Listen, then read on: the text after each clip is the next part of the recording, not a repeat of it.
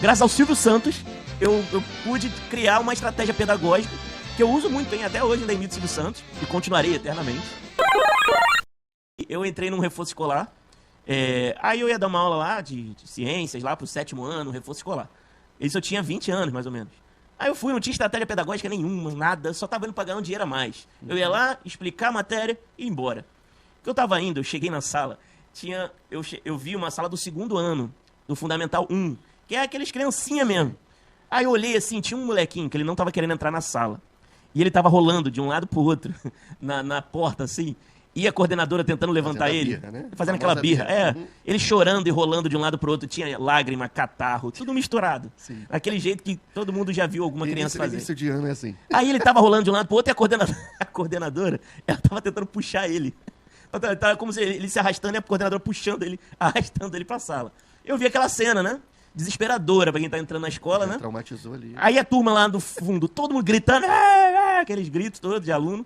Aí eu entrei e falei, pô, ainda bem que eu não vou pra essa turma. Minha turma é o 7º ano. Vou só explicar um negocinho lá de ciências, tá de boa. Quando eu chego na coordenação desse reforço, o coordenador falou, então, aquela turma ali, eles estão fazendo muita bagunça que o professor faltou. Tem como tu substituir? É o professor de matemática. Tem como tu substituir ali? Aí eu falei, era a turma do menino, né? Do menininho da birra. Aí eu falei, poxa vida, cara, eu vou ter que fazer isso. Enfim, eu vou lá. Aí eu falei, claro, estou aqui para isso, estou aqui para dar aula. Ah, por dentro eu fui falando todos os salmos e todas as orações possíveis. No caminho, assim, ó, eu ia cantando, porque ele vive. E aí eu fui. E aí eu cheguei lá, tava aquela cena animadora para qualquer professor de qualquer época, né? A criança com catarro, lágrima, rolando e gritando, coordenadora suando. E aí, qual foi sua estratégia para chamar a atenção dessa galera? Quando eu vi assim, eu não tinha estratégia. Eu olhei, cara, foi muito louco. Porque eu, falando assim, esse final de semana a gente perdeu o Silvio Santos. Verdade. E eu fiquei triste, realmente, eu até postei história chorando lá. Verdade. Fez parte da minha infância e tal. E eu sempre gostei de brincar um pouco com a minha voz, de fazer brincadeiras com a voz, imitar pessoas. E eu imitava o Silvio Santos. E quando eu cheguei, a primeira coisa que veio na minha cabeça, quando eu olhei para aquela criança ali, foi, sei lá, vou fazer a voz do Silvio Santos e tentar falar com ele com a voz do Silvio. E como foi isso? Então, tem uma estratégia para você imitar o Silvio. Você tem que falar como se o nariz tivesse entupido. Eu fui no YouTube para aprender isso na época. Já tinha YouTube, tá? Então eu fiz... Você tem que falar como se o nariz estivesse entupido. Assim. Primeiro, o ar saindo pela boca. Assim. Tô resfriado, meu nariz está entupido. Assim. E aí você vai botando mais grave na sua voz. E vai fazendo uns trejeitos. Assim, assim. Mas aí você já tá falando igual o Silvio, mas é claro, mas... Aí eu virei para aquele menino e falei, mamãe, vem pra cá, você vai estudar matemática, inglês, geografia, mas vem pra sala.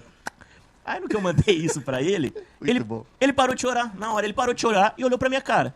A coordenadora olhou pra minha cara. Os alunos que estavam fazendo uma algazarra olharam pra minha cara. Aí eu falei, deu certo, chamei a atenção deles. Aí eu falei, vem pra cá, me dá o seu caderno, vamos estudar. E quando eu fui falando isso, ele levantou. Entendi. E foi pra sala. E a turma ficou me olhando assim.